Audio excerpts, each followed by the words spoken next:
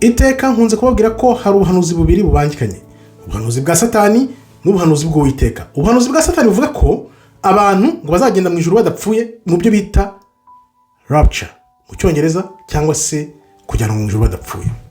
Ibyo bintu ni ibinyoma bihimbwa imyaka n'imyaka, abantu barabyemera. None ubu ngubu biri kugenda bihinyuzwa n'ibiri kuba, kuko ugomba kureba ibiri kuba ukaba uri mu buhanuzi kugira ngo umenye bwa buhanuzi bw'inkoni ebyiri uko bizagenda. Twamye dutekereza rero ngo ubuhanuzi buzaza ryari, twumva ari nk'inzozi, ariko uko ibi bigenda bishira bigenda bitugaragarira ko bishoboka rwose ko ubuhanuzi bw'inkoni ebyiri aribwo Yuda bari abirabura muri Amerika bazahura n'ubwoko 10 bwaburiye muri Afurika bagakora inkoni imwe mu kuboko k'Uwiteka, akaba ariko filime izizinga. Wibuke ko iyo ushaka kumenya iby'impera y'isi, buri teka ugomba kujya mu itangiriro kugira ngo urebe ku bintu byagenze. Niko ijambo ry'Uwiteka ritubwira, kandi ni ukuri kuko byanditse. Ibiri kuba rero hagati ya Isiraheli na Irani, amakuru ni menshi cyane. Hanyuma bavuga ngo Netanyahu nawe yarapfuye, ibintu nk'ibyo. Ni ukuvuga ngo bitangiye kugaragara ko byanze bikunze Isiraheli igiye gucika intege. Twababwiye ko Irani izabahagama, none dore yabarahagamye. Yarabahagamye kugeza n'amagingo ya, ahubwo noneho ntishaka n'iby'imishyikirano kubera ibyo bayikoreye nayo iri kwihimura. Bivuze iki rero? Hano bivuze ko Amerika ishobora kuzagera gutya nk'uko byanditse, ikikura kuri Isiraheli igasigara yonyine, kuko buriya Netanyahu niba ariho niba atakiriho uko byameze kose, niwe wotsaga igitutu abanyamerika bakajya muri za sena zabo na za congress zabo, noneho bakotsa igitutu bagateza intambara. Amara guteza intambara, Amerika ikabyijendikamo. Ibaze noneho Amerika nivanamo akarenge kayo ikaba itagifashije Isiraheli. Wibuke ko Amerika nanone niyo ifite bwa bwoko bwa Yuda bari abirabura bari muri Amerika. Umenye neza ko impamvu Isiraheli yafashe bunyago nuko yari izi ko buriya bwoko bumaze kumenyekana ko buri muri Amerika byabirangiye. Amerika yagwa, Isiraheli ikagwa, byose bikagwa ku musenyi. Nibyo Isiraheli yarwanaga nabyo kugira ngo bitamenyekana. Kugira bitamenyekana rero byagombye kugenda gute? Ni ukuvuga ngo cya gihugu kinini Isiraheli yagombye gukora nta kuntu yari kugikora. Ko nanjye namye nibaza, ese ubundi bari abantu ko biswe Isiraheli bakiyita Isiraheli bakajya hariya bagatuza bagatunganirwa bakaba bamaze imyaka 70 n'imisago, kuki birengereza biriya bihugu? Kuki batacishije make ngo baceceke bagende bibere hariya uko igihugu cyanganaga? Byatewe n'iki? Ntarikosha Imana ni Imana. Uko ubuhanuzi bwanditse bugomba gusoza, kiriya gihugu kigomba kuba kinini. Noneho nabo barebye bati Irani irimo irakataza, kandi ikataza ikazamuka none nkuko yamihore iri Persia na Medes, bazongera bazamuka noneho bongere berekane bwa bwoko bw'Imana. Tuzaba noneho dufitwe, tuzaba dutahuwe. Reka noneho dutanguranwe tugende tubatake tubasenye, nitumara kubasenya tubashyire hasi. Nitumara kubashyira hasi bwa buhanuzi tuzaba tubuhijije, bizabirangiye. Niko batekerezaga. Urumva ngiye ko natekereza navuga nti bari abantu ko bijyanye hariya bakaba barafashe igihugu, isi yose kabazi kariho Isiraheli, batuje bagacisha make bakiberaho muri icyo gihugu babohoje. Urebye ukuntu batangiye bangana, bazara muri Palestina barakadomo, bagenda baguka, none ubu Palestina niyo kadomo bo ni banini. Urumva rero ni ukuvuga ngo ni wa mugambi w'Imana. Satani ashobora gukora ibintu byose, akazenguruka hirya no hino, agafuringa abantu, akabayobya, ariko finali ni ingome. Ngira ngo murabibona mwese mu bantu muri hano. Ninde watekerezaga ko Irani ishobora guhagama Isiraheli na Amerika bari kumwe? Nta wabitekerezaga. Ariko twebwe abantu bari mu buhanuzi, urebe igihe nahereye mbikubwira, twari tubizi neza ko Irani niyo finali, niyo izashyiraho urukuta. Ni ukuvuga ngo ubu urukuta Irani ishyizeho bigiye kugaragara. Noneho na bwa bwoko babandi bari muri Amerika bashidikanyaga, bumva ko atari ubwoko bw'Imana, bagiye gukanguka ku bwinshi. None bimara gukanguka babona ibibaye, nizo ntambara zigumemo, urumva bigiye kwizungurutana ari byinshi cyane. Nibwo noneho bazatangira gukanguka na Afurika nayo izamuke. None uko bazamuka, Imana Uwiteka nayo igiye gushyiramo ingufu zayo. None nimara gushyiramo ingufu zayo, babandi bari muri Amerika batangiye kuvuga ngo turashaka gusohoka, aribwo bazatangira gukora nk'abyari byabaye kuri Mose, bavuge let my people go. Uzabyumva batangira gusohoka. Ibyo bintu birahwiswa, bivugwa imyaka n'imyaka, bimaze byibuze nk'imyaka 5-10 bivugwa.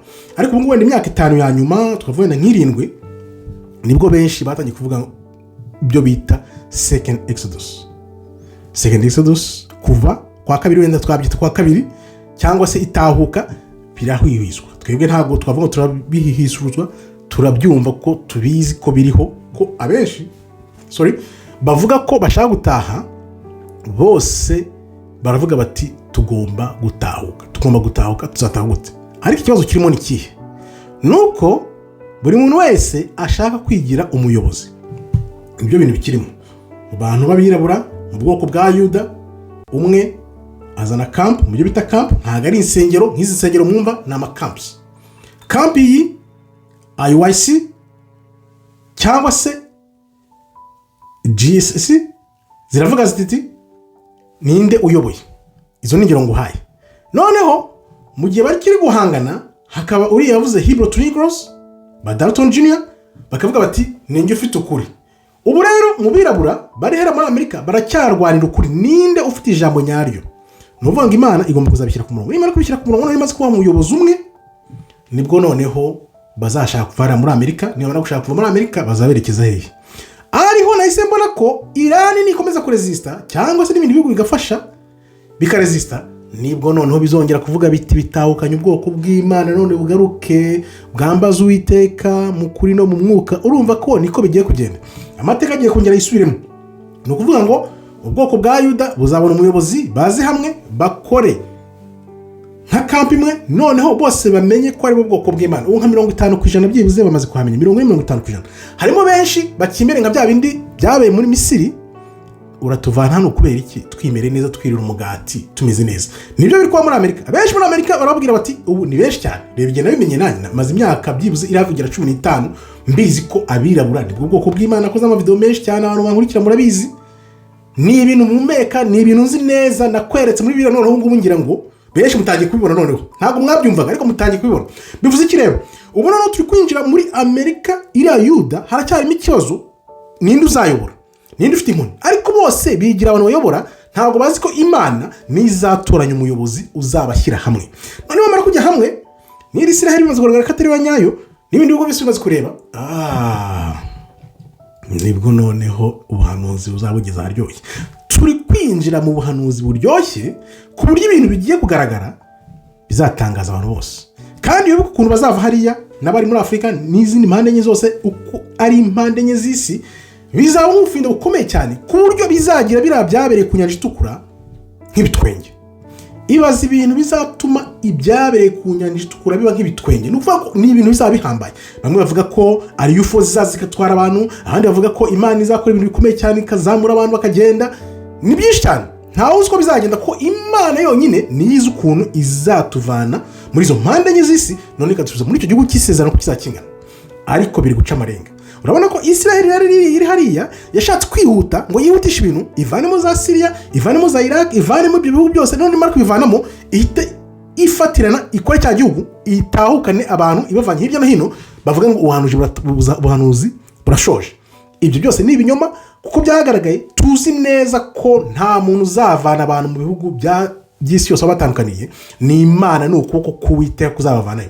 Aho babera babi rero bazi ko abantu badasoma ijambo ry'Imana batabizi, ariko ababizi turabizi ko Imana yonyine nizavana abantu mu mpande enye z'isi ikabasubiza mu gihugu cy'isezerano. Ndakubwira nti rero aya makuru ya Isiraheli y'abantu bapfuye byagenda gute, uko byagenda kose tubare n'intambara ubwayo.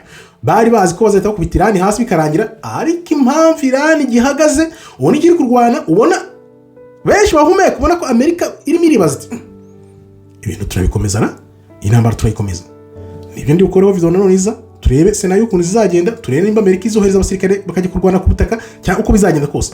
Uko bigaragara muri Amerika nuko wahwihwise ko Amerika ishobora kuzagira gutya ikitarura ikavuga iti no ntacyo turwanira ikabirika. Urumva rero iri Isiraheli yijyanye hariya niba nuko bayiretse, bariya barabu bose Irani rikotsa bakaza bakajya kuri Irani nk'urugero.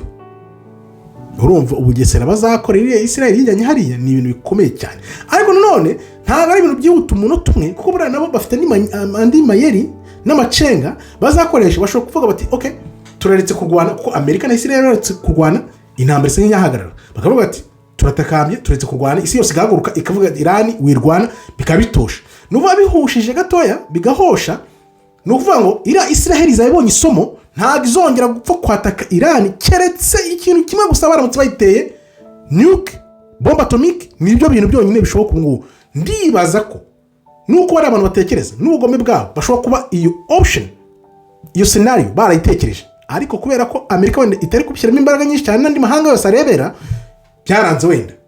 Ariko noneho tuvuga ko Irani yongeye kwisuganya ubwoko bw'Imana bukagaragara, byose bikagaragara, noneho bari abantu bakajya hanze kumugaragara ko atari ubwoko bw'Imana bizagaragara, kuko niba byanditse muri Bibiliya byanze bikunze Imana igiye gukoresha ububasha bwayo ibigaragaza. Niba kwigaragaza urumva ko bashobora kuzajya mu ntambara ya nuke ya bomba atomike, niho bigana. Ayo rero akaba ari nari nkubwiye ubuhanuzi bugeza ahashimishije, aho tugiye kumenya ngo ubwoko bw'Imana ni bande, abisi ubwoko bw'Imana atari bo ni bande, igihugu cy'isezerano kizaba kingana gute, kizaba kiri, ibyo bintu byose nibyo biri kwirukanka ibyo tugenda dusatira. Ariko sinakubwira ngo biratangira mu cyumweru kimwe ukwezi, no, haracyari igihe, kubera ko biriya bintu byose bigomba kwisuganya, noneho byose bikiyubaka, noneho kwa kuri kukaza kumugaragaro, ukuri kukabohora imbohe. Bwe twabanye rero, ndagushimiye ukomeje kwiyandikisha, abiyandikisha muri benshi ndabashimiye, namwe mukomeze mwiyandikisha abatariyandikisha, kandi ukandeho like ntubyiherane kugira ngo ukuri kugere ku bantu benshi, kandi zikungu niwo dutangira no kubera ko tutangiye kwinjira muri bwa bantu twababwiye imyaka n'imyaka musega ngo shangwa have shangwa abayahudi we ngo urabaza abayahudi bahe bari abantu biyisi Isiraheli atari bo. Ubu rero no bigiye kugaragara, ngira ngo nawe utangiye gusobanukirwa, kuko ibyo twababwiye ni byinshi. Usubire murebe, noneho numara kureba nzi neza ko tubona ko ibyo tukubwira byose twamye tubabwira byose ari ukuri. Nkambashimiye rero, Imana ikomeze ibarinde. Shalom shalom, toda haba tov me.